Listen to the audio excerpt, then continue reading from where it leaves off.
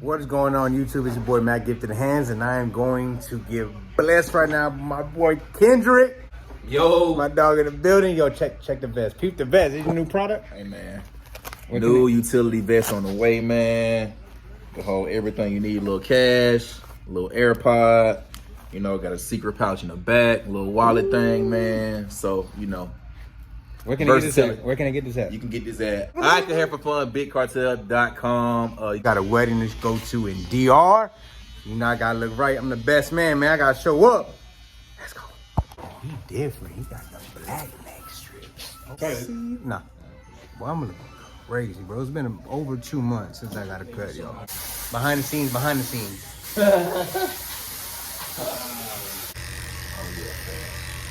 Oh yeah.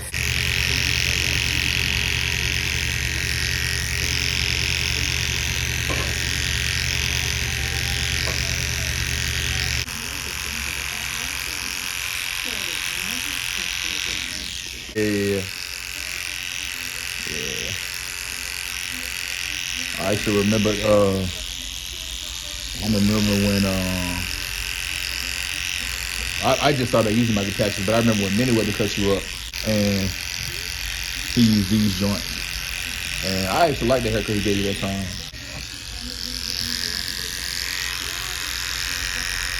Jeezy cut my hair for Orlando for a class. Jeezy did? Yeah. How your boy been doing, bro? Jeezy? Yep. Yeah, he been good.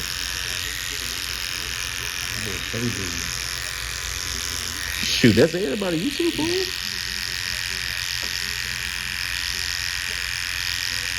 Busy.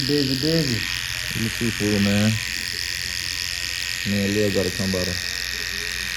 We gotta come by the crib now and see it. Now that y'all you're gonna be the first one to know right now, because me and Benny been talking about it. You just haven't said anything. First day, bbro. I be trying to not call it my wife, because I don't want to disrespect nobody who already married. You know what I mean? But it's common law. Yeah. Bro, all the laws, government.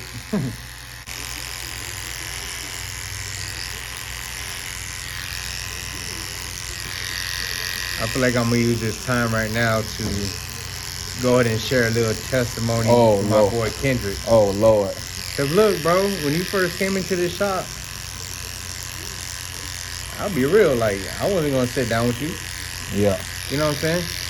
Not for the sense of a bad haircut, but the sense of I felt like certain haircuts that you wouldn't be able to do. Come on, somebody. But now, my boy's killing it. Teaching classes, got a YouTube channel, helping out thousands and thousands of people while traveling, inspiring others. He was on a podcast with Los Cut It and Josh OP. As much as you've seen my growth, bro, I've seen the way you've excelled, not only just with barbering, but with like life. Yeah, bro. And I mean, you don't be here to hear this, but like, when I talk about, because obviously I don't know if it was recorded or not, but we were talking about, you know, you having a friendsmas and couples only. Yeah. And, you know, I'm just like, I'm in the club now because I got my girl and, you know, we engaged now and all that stuff. Like, when I came here, I wasn't even on that. Yeah. I was still in the clubs and going out super, super late and just not this family man. But, bro, like you don't be here to hear this, bro. I always said about, like, I wouldn't be in the position I'm in if it weren't for people like you, people like Lex, people like, you know what I'm saying, people like Razia, all the young fathers out there to be the example for me, because I never had that growing up. Like, bro, nobody in my family's married right now, period. Right? So I didn't have that example at all. Then I went into the military, and it's like, y'all already know what that's like. Contract marriages everywhere, bro. Yeah. And so, like, I never had that example till I got here, bro. And then you just being a young dad to Leah and Arya, bro, and, you know, Kovu and Stitch, and, you know, building a crib for your family, bro. Like, man, just to see the work day in through out, like, oh man, I gotta go do this for my wife, I gotta do this for my kids at such a young age, bro. It's so inspiring to me. So like, I always forever my life appreciate you for just being an example, bro. I appreciate that, bro. For real. I say that on camera, off camera, like that's damn for sure, bro. Yeah, for sure. And talk about that stuff, bro. Yeah, be super transparent. You Bro. just never About the know. family, Someone is watching is either going through the same thing or maybe worse. Yeah. And that's why I love what I do with this nonprofit, because I feel like we go through struggles in life. We go through ups and downs in life. But they would love to switch shoes with us any day. I think I'm going through it a lot, but then, you know, I meet some of these individuals, bro, that we service, and they going through it 10 times worse. They would love to switch their problems with mine real quick. Yeah. That's why I feel like we gotta count our blessings, bro, with everything. Man, I'm blessed. I live a great life, bro. I get to go home with my family every day, bro. I get to do what I love to do every single day. You know what I'm saying? I get to bless others. Yeah. That's why I felt like sometimes if I want to, bro. So, and I haven't always been in a place in my life where I can do that, give back. yeah. I've always wanted to. I've always had the vision to do it. I didn't know how to do it, where to start, but yeah, one day I just went out there off of faith and cut one dude's head, and his name was Mark. Mark is the one that Kicked it off for you? inspired me. Yeah, bro. Did you know? Like, I mean, I know you. Well, I knew you had the vision before you cut Mark, because that's something we talked about before. You showed me briefly, not too much in detail. Like, yeah. You didn't. Yeah, like you didn't tell me you was gonna plan on getting a shelter from the city and doing all these drives. You ain't telling me that. Your whole focus was, bro, I wanna give back. You know what I mean? I was charging $100 in haircuts on Sundays. Yeah. And one Sunday I didn't get booked, and I was like, you know what? I'm gonna go out downtown Tampa and find somebody to give a free haircut to, which was Mark. Yeah. And that right there, bro, like that whole experience with him and giving me a haircut. He ain't had a haircut in 2 years. Yeah. The reaction that I got from him, bro, and what he said, which we hear this a lot in the industry, but I feel like an average person is not gonna know to say this. But all I told him was, I'm glad I'm able to help out with just a haircut. And he said to me, it's not just a haircut, it's a way back to normalcy. So when he told me that, bro, that kind of like, we've always heard it's not just a haircut, it's not just a haircut. Yeah. Because it's not. Like, bro, us barbers, bro, we're counselors, we're therapists, we're mentors to the youth, or even to people our age, our own age. And I went into it with that mindset, like I want to change people's lives. But then I soon realized that I can't necessarily change their lives, but I can make their days better. Yeah, bro. And then, one day at a time, right? Yeah, and Mark was he was our first success story as well. After that haircut, bro, he was able to land a job, get housing, get a debit card, social security card. He was already doing the work. It's just randomly a barber just pops up and asking for a haircut a week before his interview. Yeah. You know what I mean? Like, that's God, bro. You don't even have to believe in him, but that's not. I just walked up in that area and it was him. Yeah.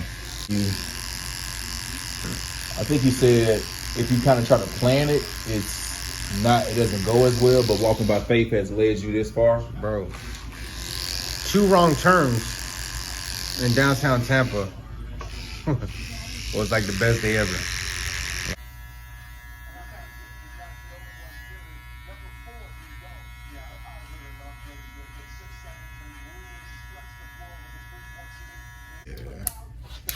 Man, hopefully they go to a cool barbershop like this where people was cool enough for them to, hey man, can I try that clipper? Can I try that trimmer? Yeah. What you think about the other people's opinions. Let you test it out for one haircut. What's crazy is before the barber industry changed where it was dope to do that, no one wanted to share their stuff, bro. Bro, that's true. No one wanted. I feel like, well, not only can you would have to unplug the clipper, bring it back to your station, you know what I mean? True. Like, now it's, more convenient. You got accessible, yeah. You just pass it to the barbershop, but yeah, that wasn't a cool thing to do. Like, everyone would be like, yo, get your own things. Yeah. People used to lock their stuff up. Right, yeah. But now I feel like the industry has changed in that aspect. I ain't gonna lie, I was like, shoot, bro, I was thinking like, man, you ain't touching my stuff, but if I kind of got a little bit more lenient when you got some that I want to try and I got some that you want to try. It's like, all right, okay, cool. Yeah. But nah. Just don't bar it too long. Nah, right. Where I gotta bar it back. What's the honest story of why you got into barbering and what got you into barbering? Honest story, what got me into barbering? It's some Like, so what got me into barbering was literally just like some simple, kind of like, I go back and listen to Kobe Bryant's interview, and he talks about how he got into basketball, and he's like, oh, the sound of the ball just bouncing, right? Yeah. And so literally just that. Like, I used to always naturally like going to the barbershop, just hanging out. They had the Xbox there, you know, kids chilling. You know, your mom's not there, you just running around. It's chill. It's a spot.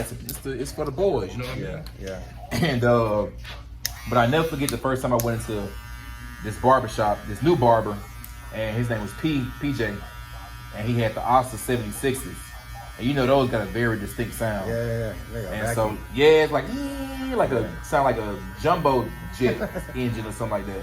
So bro, I heard, I'm like, dude, those are fire, bro. Like, clippers sound like that. And man, naturally just, you know, bro, I always wanted to look good, you know, for the girls and stuff like that. And so I started cutting myself up. Oh, okay. I started cutting myself up because, you know, I wanted to be fresh every week. Moms ain't have that. Yeah. So, you know, naturally I got in the barber not as, you know, something to make money from, but something to keep myself up. Yeah. And then like, it's just crazy how I go, because next thing you know, I'm cutting my homie's hair. Like I'm fixing their haircuts after they barbered and messed them up. Yeah. You know what I mean? So Would you say you caught on pretty quickly? I did, bro. I always, like, cause I used to draw. Everybody has their own. Every artist has their own art. I feel like, you know. So my first love of art was drawing portraits. So like, even bro, something as simple as like I used to draw Goku. I used to draw Dragon Ball Z characters. Something about drawing that hair. Right. So like, then they got the crazy hair, and I'm drawing that. And then so it went forward to, like, you know, like different Grand Theft Auto covers I would get. I would trace and draw those. Like, so I started off with just portraits. I always fell in love with portraits. Yeah. And bro, hair was no different. So when I started on myself, like, naturally I was just, you know, it started off with the lines, and then I started working at the barbershop. They, you know, told me how to do a fade. So I started doing fades on myself and just taking my time. And then, you know, people would ask me, who cut your hair? Yeah. And I would lie and be like, just make up a random barber's name. Like my whole junior year, I make up a random barber's name of who cut my hair. And then, you know, they'd be like, oh, okay. And so finally, like, somebody was like, you know, who cut your hair? And I lied and said the barber name I've been using. And they was like, man, that cut super clean, bro. I need to go to him. And I'm like, nah, forget that, man. He ain't even taking my credit. It's me. You were thinking that they were gonna say something bad. Yeah, I was thinking they was gonna say something bad. Look, so I was like, nah, bro. There's no such thing as a bad haircut, just a bad opinion. Man, whatever. Whatever, bro. Whatever.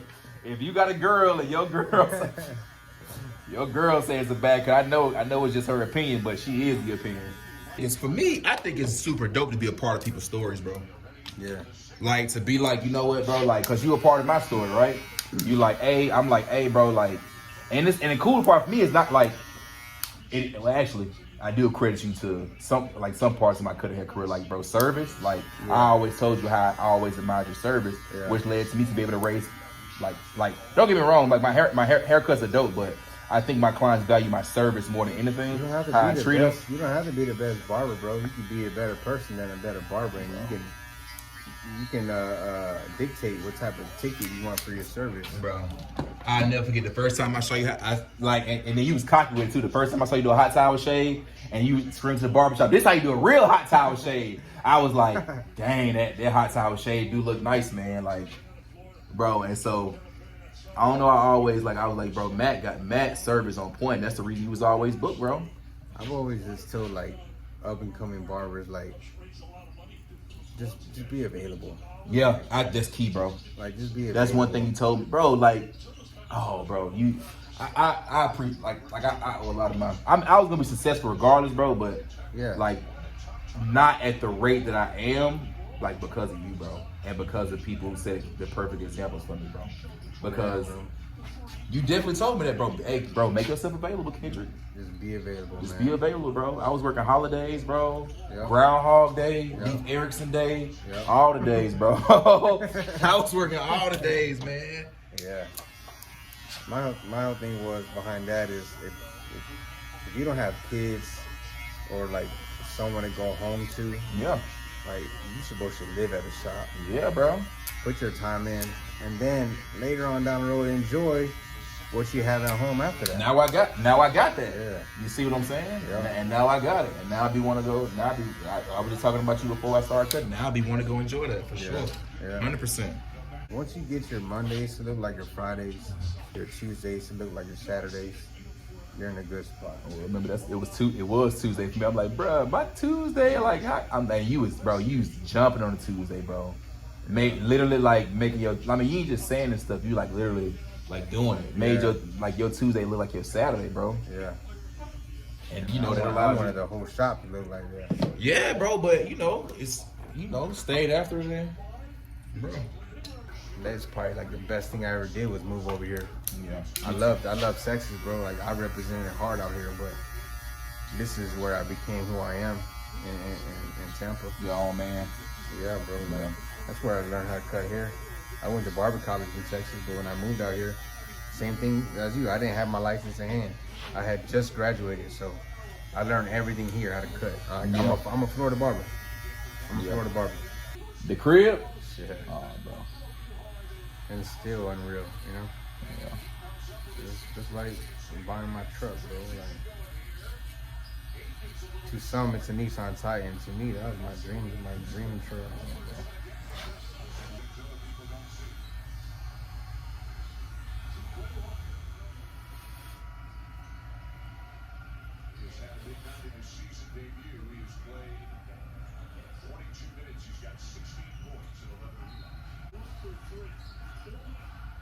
I'm not gonna put no waves on this part, but I am gonna hit it with my sharper trimmers though.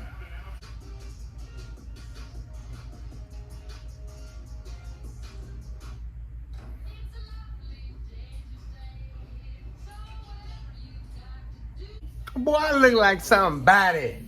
Man. Let's bring it that little dust. Don't try this at home, kids.